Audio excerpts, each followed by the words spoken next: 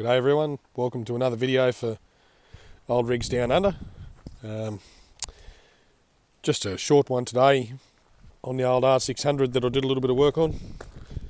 Just going to give it a quick squirt and take it for a run. And yeah, we'll just see if it's held fuel prime after the work I did on it. And yeah, just try and get some sort of a video from inside the cab. See if it's a little bit more friendly to drive than what it was before. It was a bit of a pig before with that governor the way it was. So yeah, we've just been a little bit busy with the harvest work for a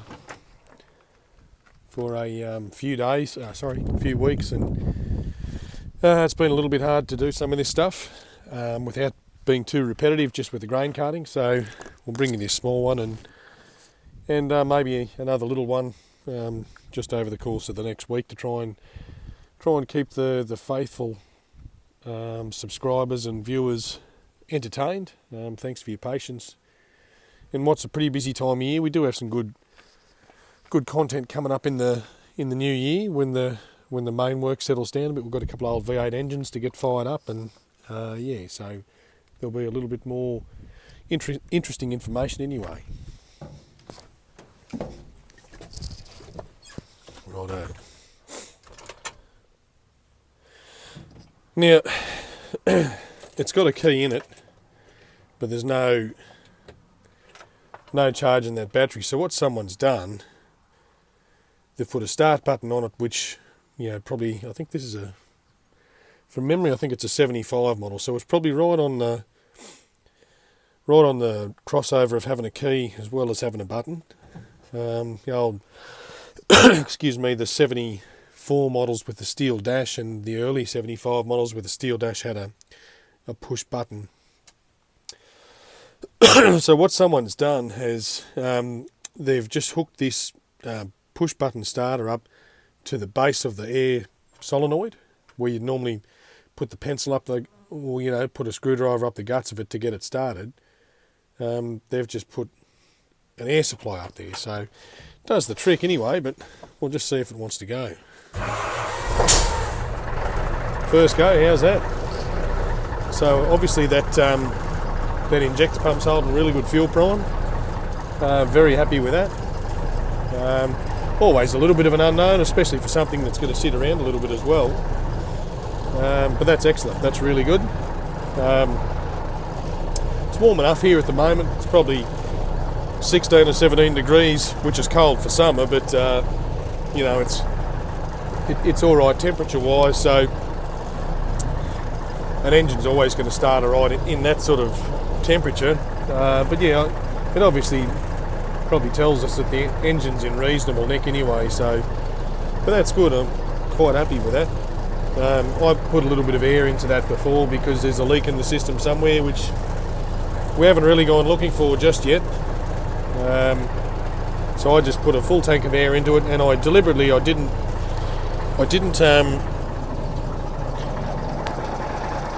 have a look at the fuel primer. I didn't want to touch it, that hand primer I should say, just because I just wanted to see, just whether it held, whether it got a bit of drain back, whether I was going to get the shits or not. So I'll just see.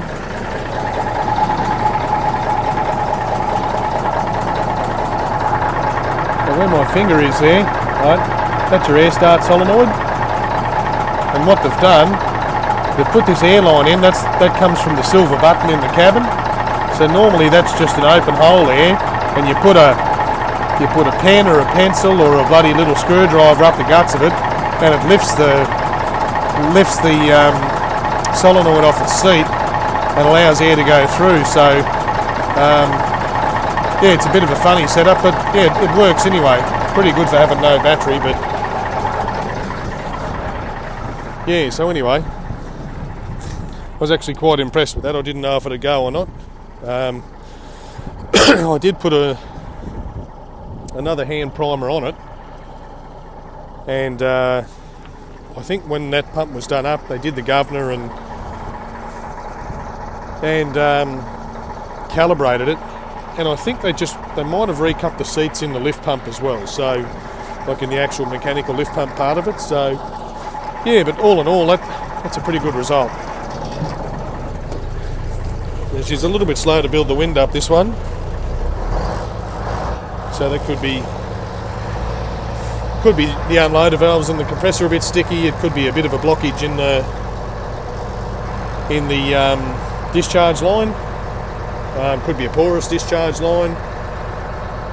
It could be a compressor a little bit worn out and slow. Could be a combination of all of those things. Could be a major air leak somewhere that we can't hear with the engine running, which is just making it slow. So yeah, if you're looking for something like that,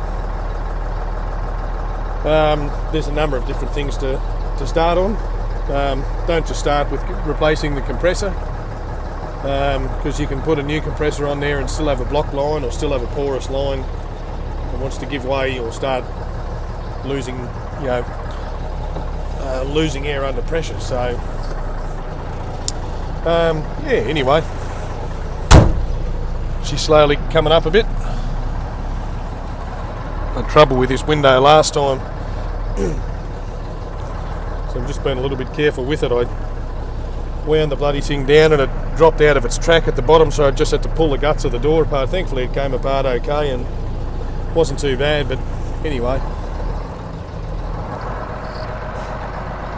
So we've got a new addition to the lineup there. I put the pizza oven in the lineup, and yeah, the orange one there next to it, the second one in, the Kenny's truck, it'll get a bit of a makeover next year.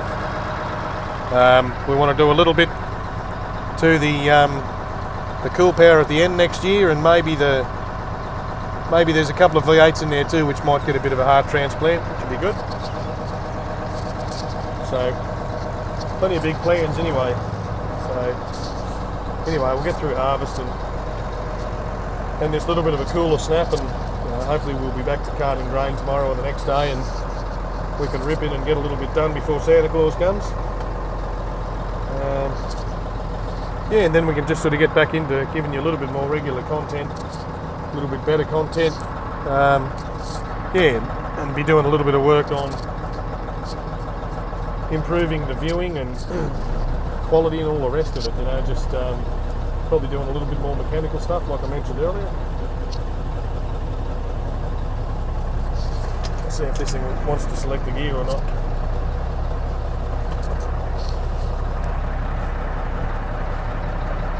Yep, we're off to a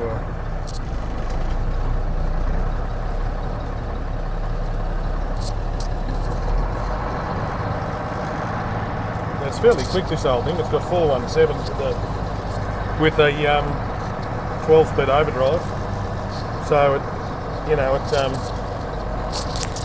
it pokes along all right.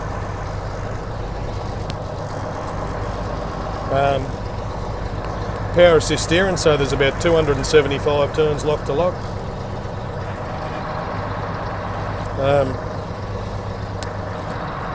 Yeah, the clutch is a little bit heavy in this one, whether it's the assembly itself down the bottom or whether it's just a cable in it that's a bit ordinary, or a combination of both. But yeah, it's a little bit bloody sticky at the moment. So what I'm probably going to do here is demonstrate how not to drive a 12-speed. We won't get going real quick, but we'll just sort of see, like before I put that fuel pump on, or change that fuel pump over I should say, you couldn't even do this. You couldn't even just idle along in first gear. It was just so out of control on that fuel pump, in between the rack being a bit sticky and the governor being probably worn and buggered in it. So you've got one trying to overcompensate the other, and couple that with a bit of momentum from the vehicle and made it very difficult to bloody do much with. So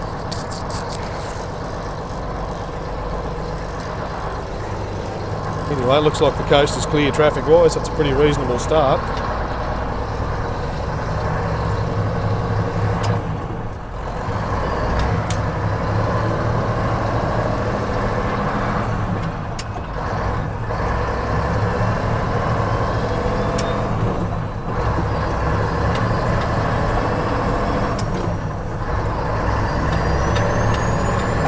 feels like she's got square wheels on it.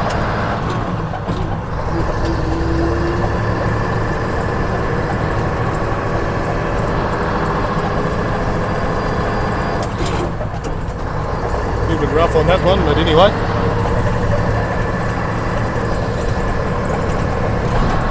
She's got more rattles in it than a millionaire's baby, but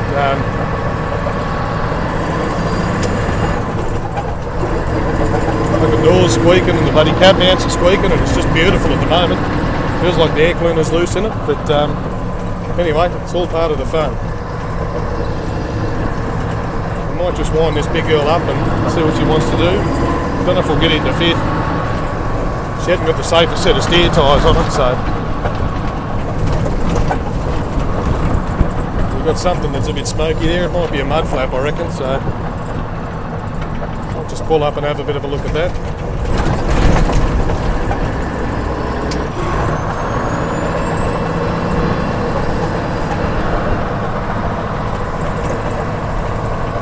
You can hear that tip turbine fan. I don't know if that's going to come through on the video, but yeah, no, she's sounding all right anyway. But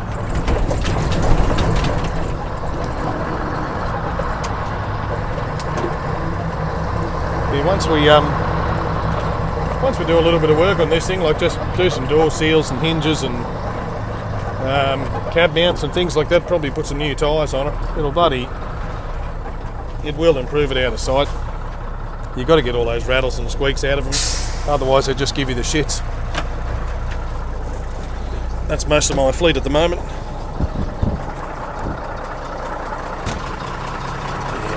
Got a bloody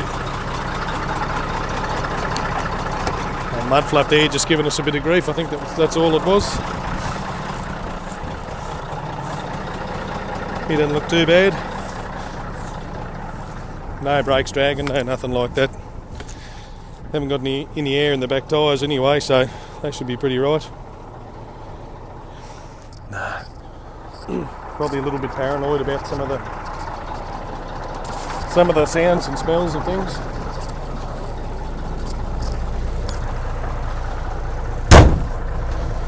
Rightio. See how we go this time.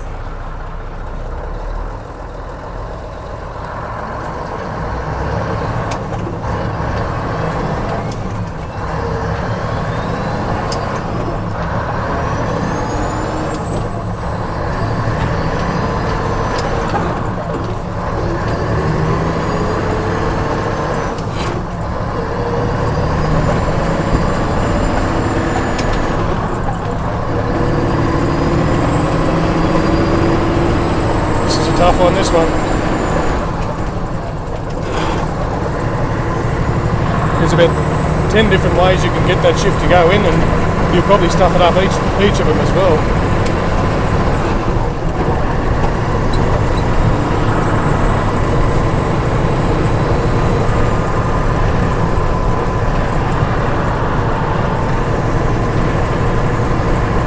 So we've got this old Mac rolling now. Slim used to say.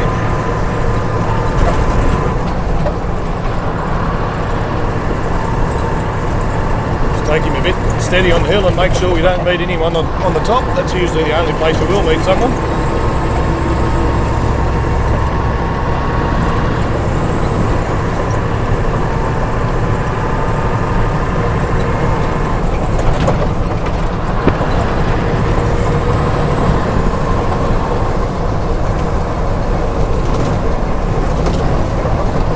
Road surface is a bit chopped up with a little bit of wet weather and harvest traffic and a few things like that, so it doesn't really help the clunking and banging sound effects too much.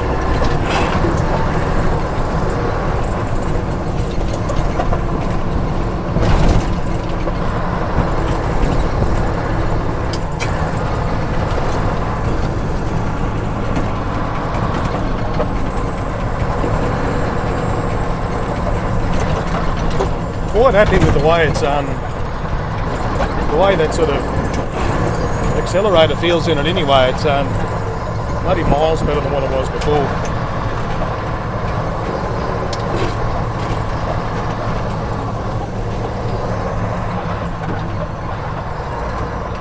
make sure no one's coming here, and do a 28-point turn. No one behind us, even better.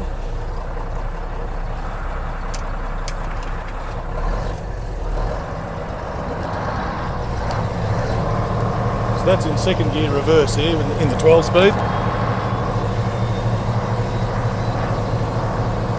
That's where all the action happens. Look at that man's gearbox there.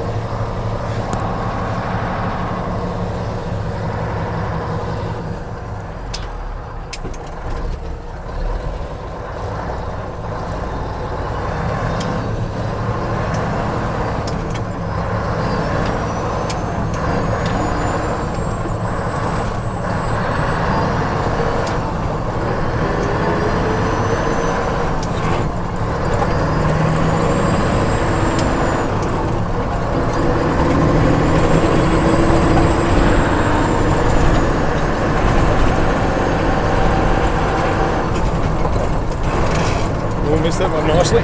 Should get plenty of feedback on that one.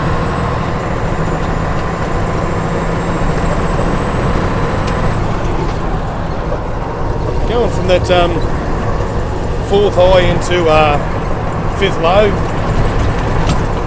Yeah, there's a few different ways to do it, and obviously I've mastered none of them.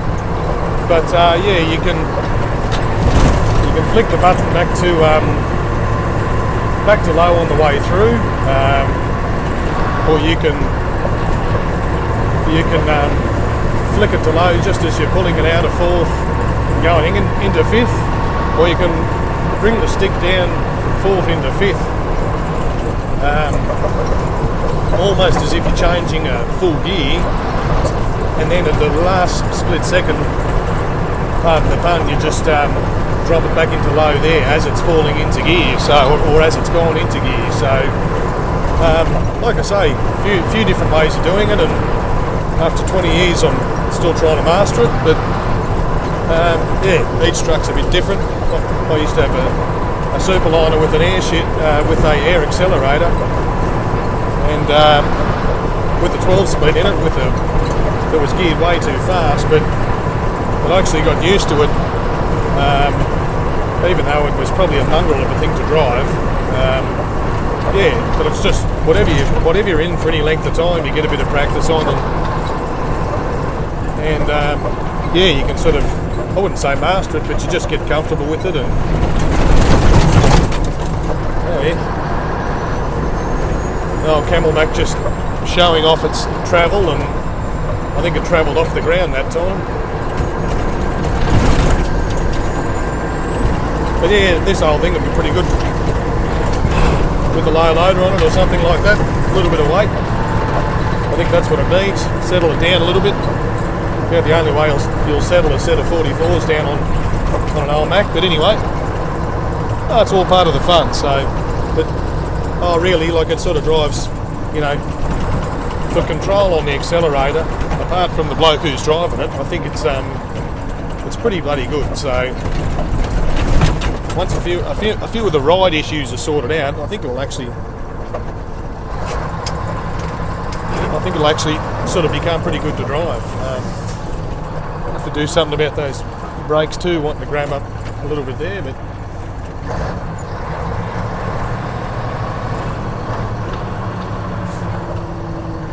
anyway, thank God for back roads, eh? Bloke, he's got a few F models by the look of it.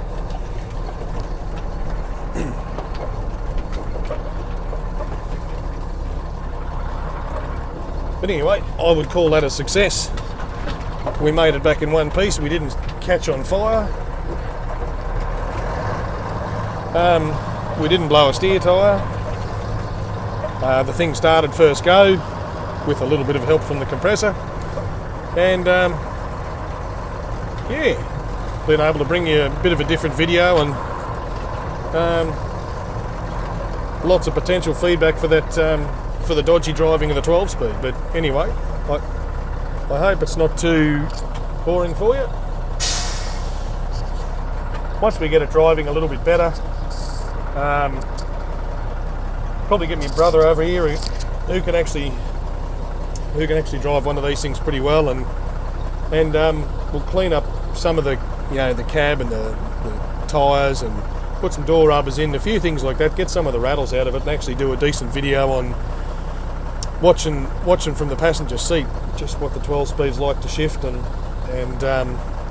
yeah, just put a trailer on it so it's not jumping around so much. And yeah, I think there's probably a little bit of good material left in it yet. So, but alright, that'll do for this one. Thanks for watching, and yeah, give us plenty of feedback, good and bad. It's all good. So yeah, if you've got different ways of driving the 12, or if you want to share a different idea on it, yeah, please come forward and say so. And yeah, it's always interesting to get different points of view, and like I say, they're different in each truck as well, whether it be an F model or an R model, Superliner, Ultraliner. Yeah, so anyway, we'll sign off there. Thanks again. Please like the video and subscribe to the channel if you haven't already, and thanks for your patience as well. I'll keep some more videos coming, and try and keep the interest up there. Alright, good on you. Thanks for that. We'll see you next time.